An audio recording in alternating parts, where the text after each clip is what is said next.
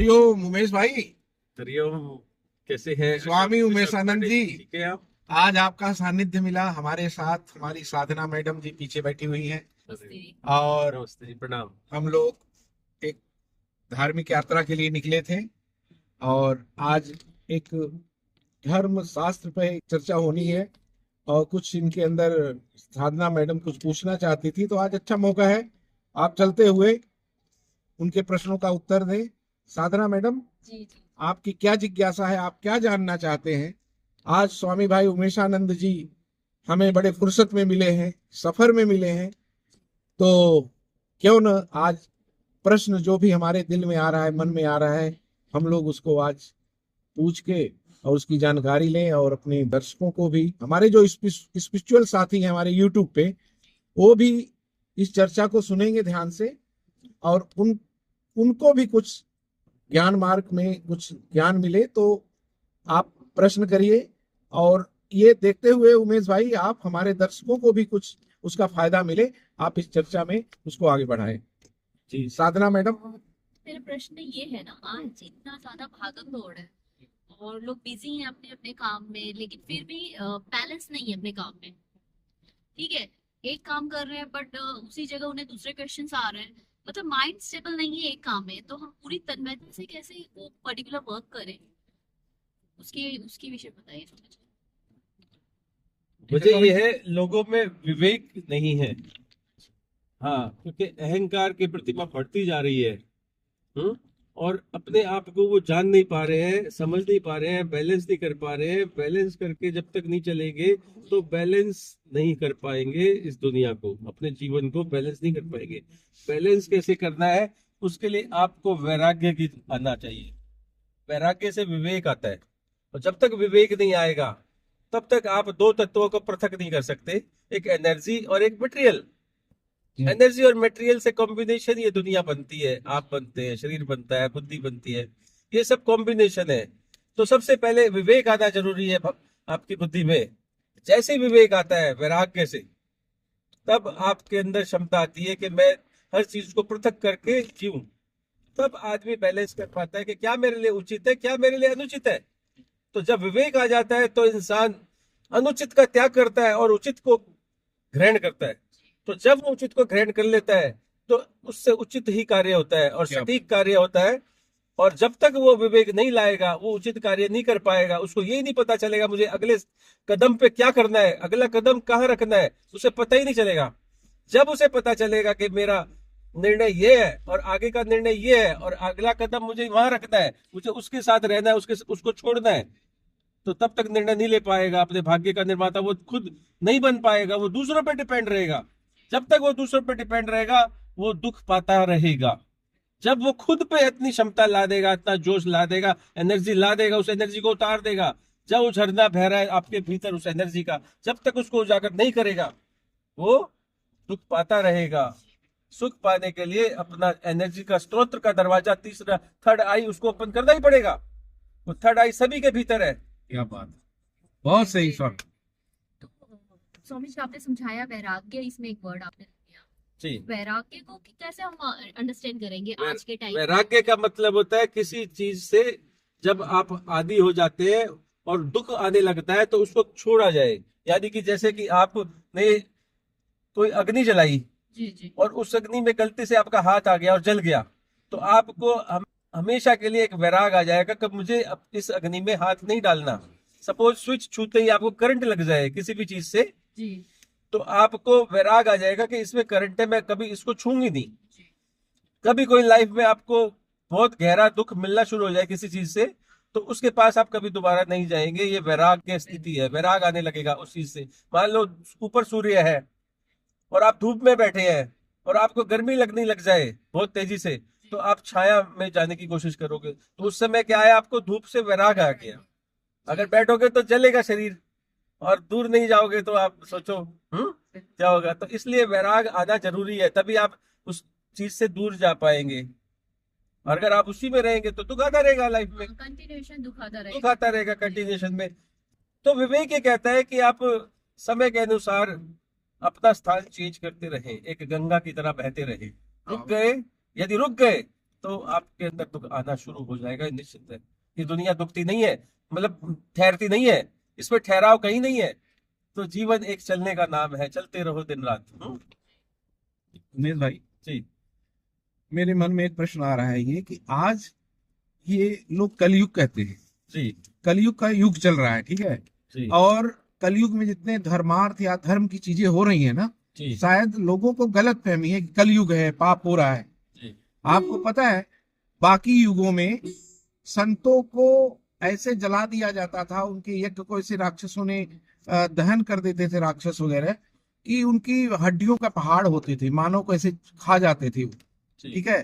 तो एक तो लोगों का भ्रम दूर करिए कि कलयुग बुरा नहीं है, कलयुग में बहुत डिस्काउंट है, हमारे कई पाप ईश्वर माफ कर देता है कलयुग में, बाकी युग में माफ नहीं होता था। लोगों को पता होगा भगवान राम जब धरती पे अवतरित हुए थे तो ऋषियों ने आके दशरथ से उनको सिर्फ अपनी सुरक्षा के लिए कि राक्षसों से हमें हमारी रक्षा करो प्रभु, ठीक है। जी तो एक तो ये है। दूसरा, इस युग में लोगों को, जो आपने अभी बताया, मैडम ने पूछा कि उसमें ज्ञान में या धर्म में जाने के लिए लोग मुक्ति पाने के लिए बहुत सारे उपाय कर रहे हैं, ठीक है। तो आप ये बताइए कि आसान लोगों को क्या तरीका है कि जैसे भगवान बुद्ध को वो मिल गया था, क्या होते हैं, क्या ज्ञान मिल जाता है, अभी आप बात कर रहे थे ना कि वो उसमें चले जाते हैं और एक स्पिरिचुअल हो जाते हैं एक तरह से, है ना। जी तो उसको पाने के लिए भगवान बुद्ध जो थे वो तो अपने जीवन को ऐश्वर्य, मतलब एक तरह से लग्जरी लाइफ जी रहे थे, राजा की औलाद थी, ठीक है। उन्होंने हर सुख यौन अवस्था से, बचपन से लेके यौन में लेके हर सुख उन्होंने अनुभव किया, और एकाएक जब उनको दुनिया का अनुभव हुआ तो उनको क्या प्राप्त हो गया, मैडम क्या बोला वर्ड आपने, वैराग्य। हाँ, वैराग्य की बात कर रहा हूँ। आज बहुत लोग वैराग्य में, हर सुख दुख दौलत से वो संपन्न होके इस माया से वो बोर हो चुके हैं, वो वैराग्य में आना चाहते हैं लेकिन उनको मार्ग नहीं मिल रहा है। आप जैसे संत ज्ञानियों का एक वे नहीं मिल रहा है, वो माया में ही उलझे रहते हैं और जा नहीं पा रहे। तो उनको एक सरल उपाय बताइए, वैराग्य में आने के लिए उनको क्या उपाय करना चाहिए, क्या रास्ता अपनाना चाहिए उनको कि वैराग्य उनको हो जाए। वैराग्य का मतलब है कि गृहस्थ आश्रम में रह के भी वैराग्य होता है, ठीक है। लेकिन ऐसे महापुरुष इस धरती पे हैं जिनके पास अथाह दौलत है, लेकिन वो वैराग्य के साथ साथ सेवा में रहते हैं, पर उनको भी तो प्राप्ति हो वैराग्य। सेवा तो बहुत कर रहे हैं वो, लेकिन उनको वैराग्य की प्राप्ति कैसे हो, वो आप बताइए। वैराग की प्राप्ति से पहले आपने पूछा साधु संतों के लिए, युग के लिए पूछा। हाँ, तो युग देखा जाए तो परमात्मा अचल है, परमात्मा अचल है, उसकी प्रकृति भी एक तरह से अचल है। जो प्रकाश, जो भी कुछ परमात्मा से निकला है वो अचल है, वो कहीं बाहर नहीं जाता, ना उसमें अंदर आता, वो स्थिर है। बस प्रकृति का नियम है बदलाव आना, चेंज आना, घूमना।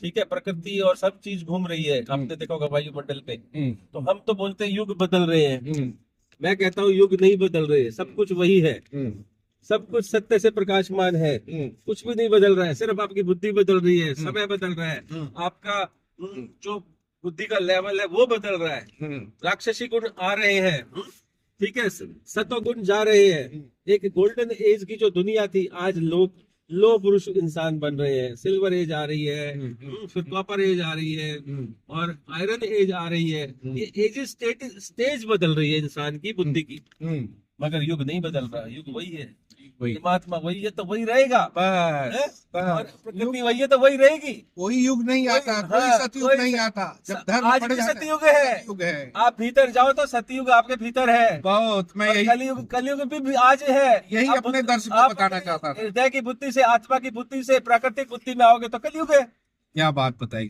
कलयुग और सतयुग आपके हाथ में है, आपके ऊपर डिपेंड करता है कि मुझे सत्य पे चलना है क्या सत्य पे चलना है, वो आप सोच सकते हैं, निर्णय आप ले सकते हैं। आज भी आपके लिए स्वर्ग नरक सब यही है, क्या बात, और सतयुग भी यही है। क्या बात है भाई। मैं गलत कहता हूँ उन लोगों को जो कहते हैं अब कलयुग जा रहा है, सतयुग आने वाला है। आपने बहुत बड़ा भ्रम तोड़ दिया लोगों का। विनाश होने वाला है, विनाश नहीं होता। विनाश तो आपका होता है जब आप गलत कार्य करेंगे और आप अपने को शरीर मानेंगे, तो विनाश तो शरीर का होगा ही एक दिन।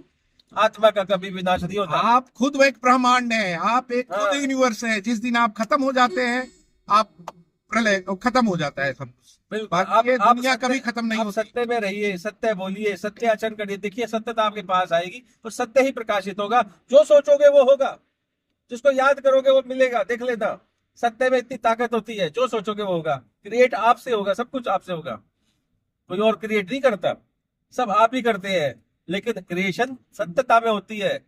जब तक आपको आधार का नहीं पता होगा, अपने सत्य का पता नहीं होगा, क्या बात। तब तक आप कुछ भी क्रिएट नहीं कर सकते। कल्पना तभी बनती है जब आपके पास आधार हो।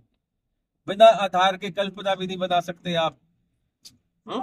यानी कि हर मानव एक ब्रह्मांड है। वो हाँ, जो हाँ। सोचता है, वो जो क्रिएट करता है, वही ब्रह्मांड है। बस अपने आधार एक को इंसान जाने, ब्रह्मांड अपनी क्रिएट करता है। सिद्धता को सिद्ध करे। वो जो सिद्ध कर देता है वही सिद्ध पुरुष कहलाता है, वही ज्ञानी है। ज्ञानी तू आत्मा बहुत प्रिय है, श्री कृष्ण ने कहा है ना आत्मा के लिए। बस। और दूसरा फिर आपने क्या पूछा, वैराग्य। वैराग्य कैसे आता है? नहीं, मैंने बहुत बताया। ऐसे महापुरुष। अभी एक तो आपने भ्रम तोड़ दिया हाँ। कि कोई युग नहीं होता। वो आपके अंदर गुण, सतोगुण तमोगुण जो प्रभाव हो जाता है, वही धीरे धीरे बदलता रहता है। जैसे ही आप संगत में रहोगे, वैसे संगत होके वैसे ही लोगों को क्रिएट करोगे। तो गलत लोग क्रिएट होंगे तो युग आप वही आपको कलयुग समझ में आता है। लेकिन अगर आप, भगवान राम क्या थे, भगवान श्री कृष्ण 16 कला संपन्न थे। तो जब आपके अंदर सतगुणों आप का बताइए, भंडार श्री होगा। कृष्ण पेट से पैदा हुए थे कि नहीं? हुए थे, श्री राम पेट से पैदा हुए हुए कि थे। नहीं? आज क्या पेट बदल गया? बदल गया वही। आज सोचो ना, आज क्या माँ नहीं है, आज फादर नहीं है, स्वामी आज भी वही उमेश- सृष्टि है। उमेश भाई, आपने सब भ्रम तोड़ दिया। बताइए। लोग, मेरे मन में बहुत दिनों से ये चल रहा था, कौन सा कलयुग, कौन सा सतयुग, कौन सा द्वापर। अरे मरने के बाद तो अरे- लोग यही कहते हैं वो आएगा।